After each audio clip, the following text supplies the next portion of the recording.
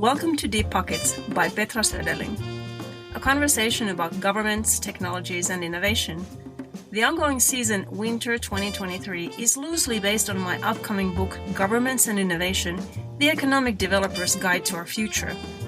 The book will be available for purchase in Amazon during Q1 2023. Our theme song is by New Orleans jazz icon Leroy Jones.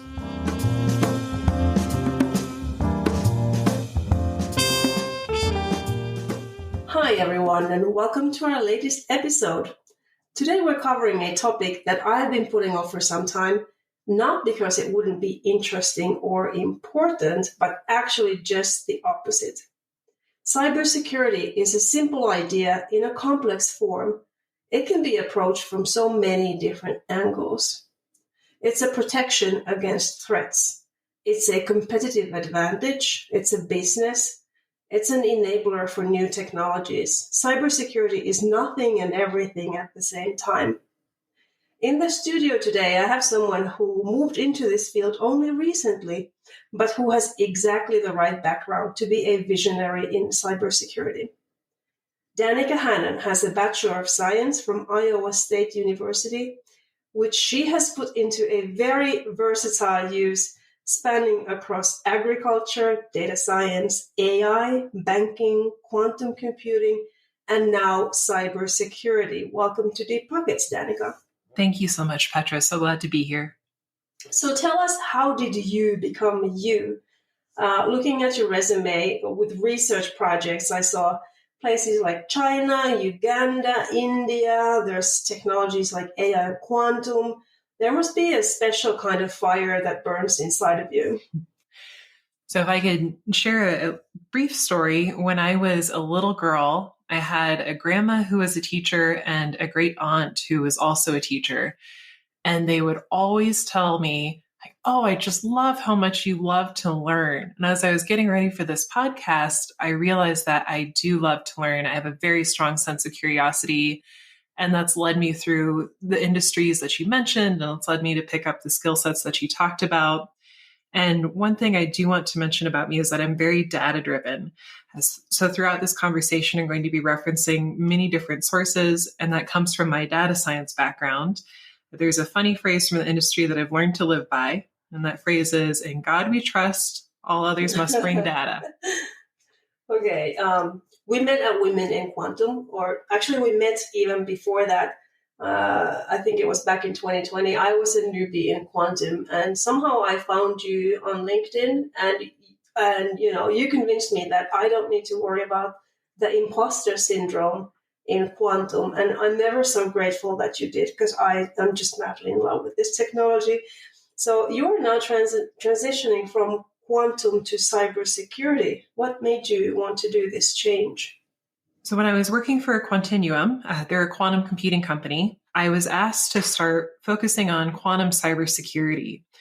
And when I did that, I really wanted to start to understand the industry. So I started studying for a CompTIA Security Plus certification. That's a very important certification for the cybersecurity industry. I began going to Denver Cloud Security Alliance networking events, and I did informational interviews with industry professionals.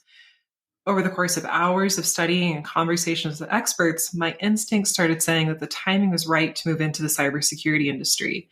And once that realization clicked, I started working really hard on making those dreams a reality, and I began pursuing a master's in cybersecurity in January of this year. Okay. So now you're fresh in cybersecurity. And so tell us, what are the most significant leaps that we're going to see in this field? I'm most excited about how there's a shift to understand hackers and how they think.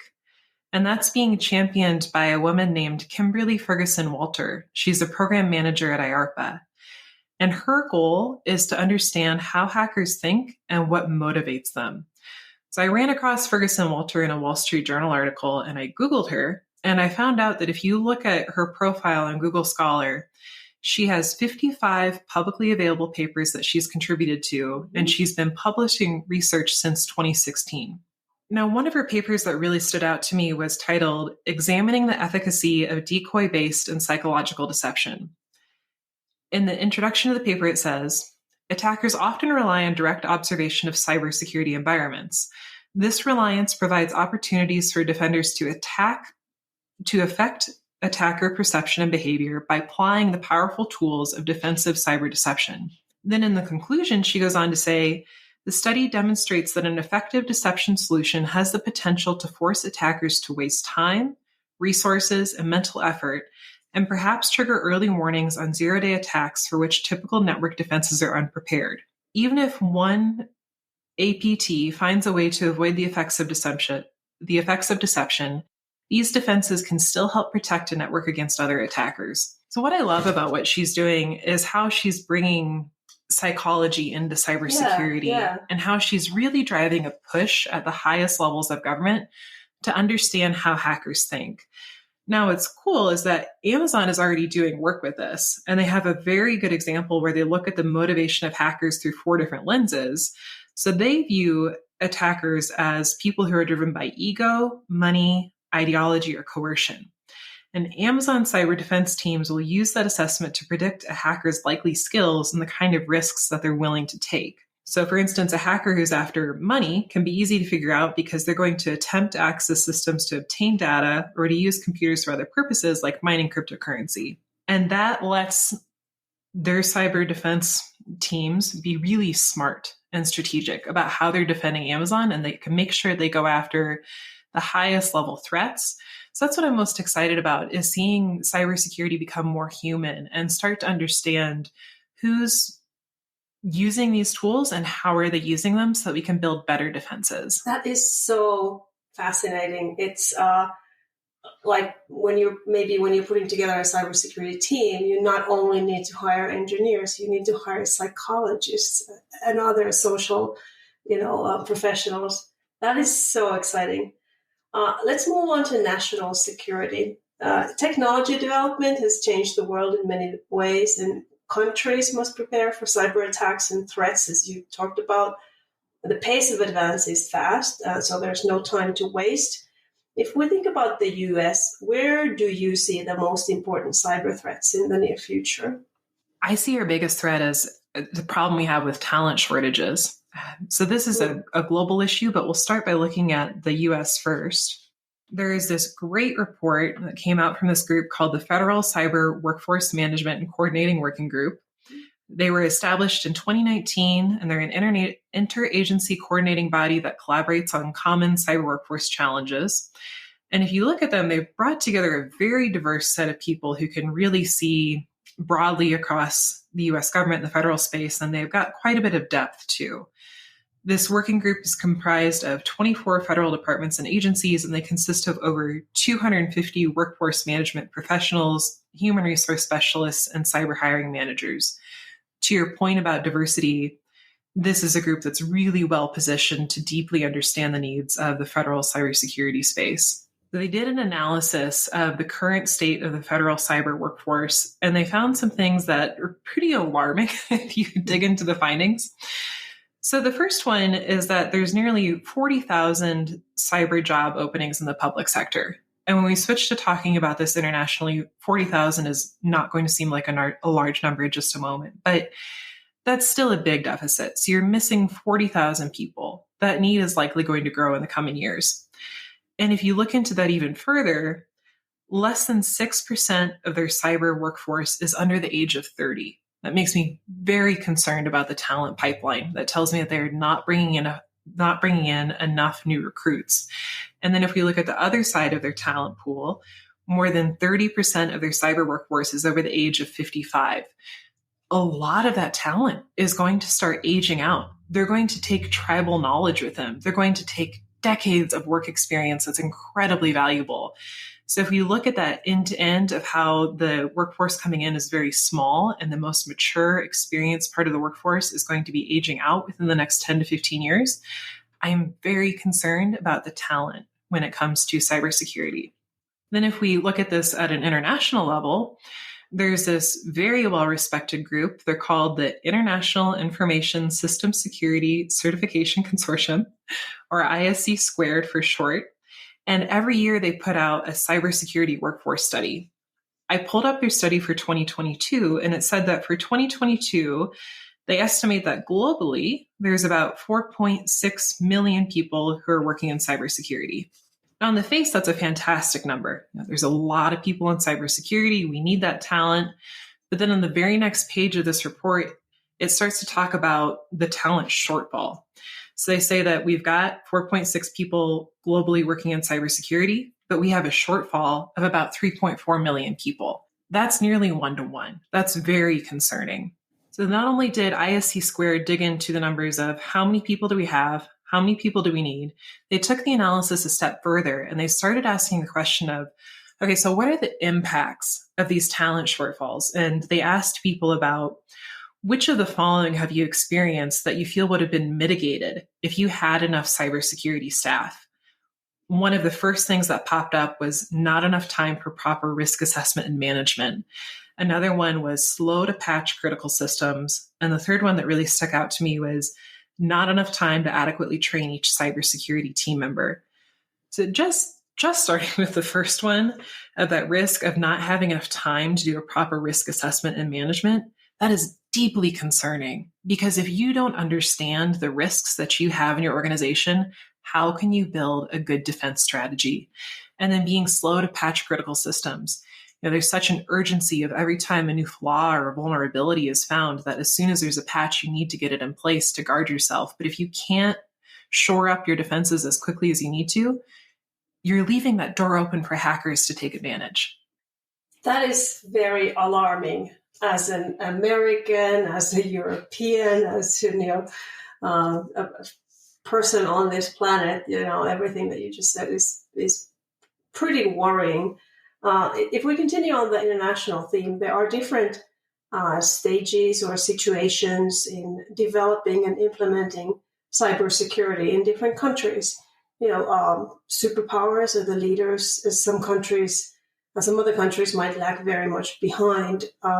So how do you see, if you compare the strengths of the superpowers in cybersecurity, what's the US doing best? On the other hand, where should we keep an eye on our adversaries?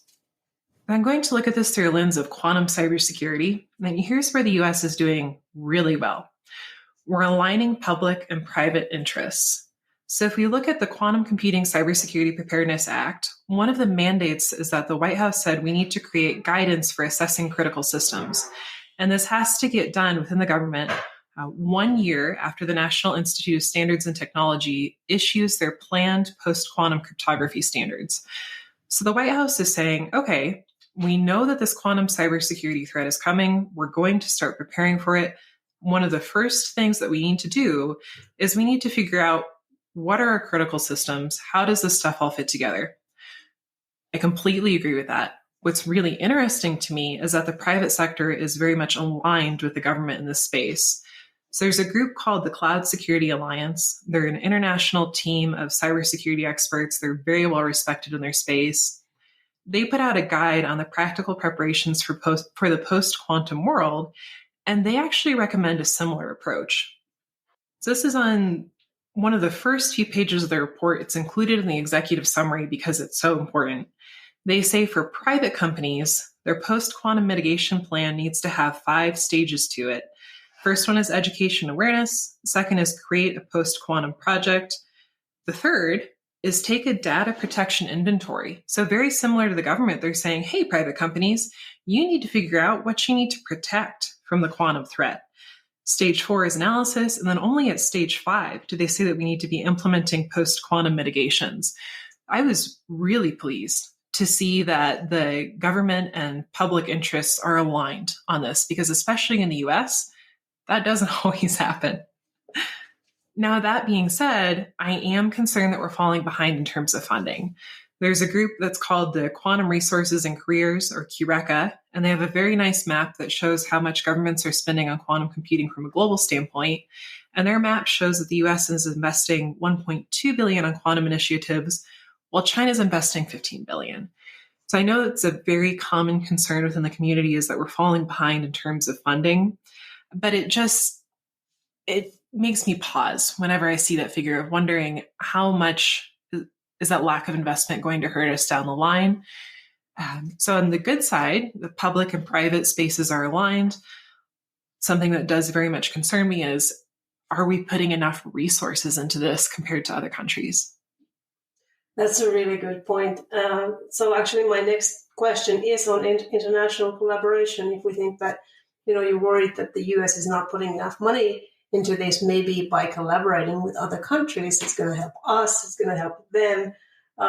So collaborating in data intelligence, could the US maybe export cybersecurity technology and knowledge to other countries and work with them? So from a defensive standpoint, this is a very straightforward question. Yes, we'll absolutely see tools and data being increasingly shared. A great example of this is what's going on with the Ukrainian-Russian war. So there was a New York Times article that came out on February 28th, 2022. That's just a few days after Russia physically invaded Ukraine on February 24th, 2022. A very fast turnaround time. The New York Times is the third largest newspaper in the US. It's very widely read. And I'll share a few paragraphs from this article about how Microsoft jumped into the war. Last Wednesday, a few hours before Russian tanks began rolling into Ukraine, alarms went off inside Microsoft's Threat Intelligence Center, warning of a never-before-seen piece of wiper malware that aimed at the country's government ministries and financial institutions. Within 3 hours, Microsoft threw itself into the middle of a ground war in Europe, from 5,500 miles away. The Threat Center, north of Seattle, had been on high alert, and it quickly picked apart the malware, named it Foxblade, and notified Ukraine's top cyber defense authority. Within 3 hours, Microsoft's virus detection systems had been updated to block the code, which erases or wipes data on computers in a network. Then Tom Burt, the senior Microsoft executive who oversees the company effort to counter major cybersecurity attacks, contacted Ann Neuberger, the White House's Deputy National Security Advisor for Cybersecurity and Emerging Technologies. Ms. Neuberger asked if Microsoft would consider sharing details of the code with the Baltics, Poland, and other European nations, out of fear that the malware would spread beyond Ukraine's borders, crippling the military alliance or hitting West European banks. Before midnight in Washington, Ms. Neuberger had made introductions, and Microsoft had begun playing the role that Ford Motor Company did in World War II, when the company converted automobile production lines to make Sherman tanks. There is so much to unpack there. So it's just amazing how quickly the private sector got into this. They reached out to the White House top officials. They reached out to foreign interests and allies. They mitigated a lot of the damage that could have gone on had this cybersecurity weapon not had immediate defenses built up in place. And Microsoft openly blogged about this on their website. So from a defensive standpoint, it's very easy to justify why we're going and helping our allies and why we're sharing tools. But things get trickier when it comes to offensive tools. So Petra, have you ever heard about a tool called Project Pegasus? No. So Pegasus is a cybersecurity tool that was built by former Israeli intelligence operatives, and it's considered military-grade surveillance software. The bright side of Pegasus is that it's been used to bring down Mexican cartels. And when it's used right, it can be used by foreign law enforcement and intelligence agencies as a means to combat terrorism, drug trafficking, and other major crimes. And so that's what it's supposed to be licensed for officially. And Pegasus can get into a target's smartphone without requiring the user to click a link to activate the malware. And once it's installed, Pegasus can collect all the device's data undetected. That's everything from call records, being able to read text messages, and get location information. But the problem is that Pegasus has a documented track record of being abused. It's been used to track journalists, politicians, and business people all over the globe. And that's been reported on by groups like the Pegasus Project. And they're an international team of journalists who are committed to getting stories out to the public. And Pegasus Project has reported that journalists have been targeted and killed as a result of this software. So this has also been reported on by Amnesty International Security Lab, and they analyzed phones that were hacked by Pegasus. They analyzed about 150 phones. They found that roughly half of them had been infected by this software without the journalists knowing, and it compromised the journalist and all their sources. That is a fantastic story. Thank you so much for sharing it.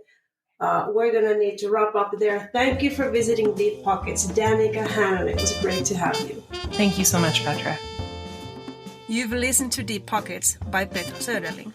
To subscribe to content and to pre-order the book Governments and Innovation, The Economic Developer's Guide to Our Future, please go to petrasoderling.com. The wonderful music you heard is by Leroy Jones, an iconic New Orleans Jazz Hall of Fame trumpetist. You can find this and other Leroy Jones tunes at your favorite online or offline music store. Thanks for listening, and be sure to subscribe, like, rate, and share our episodes. It means a lot to me. Thank you.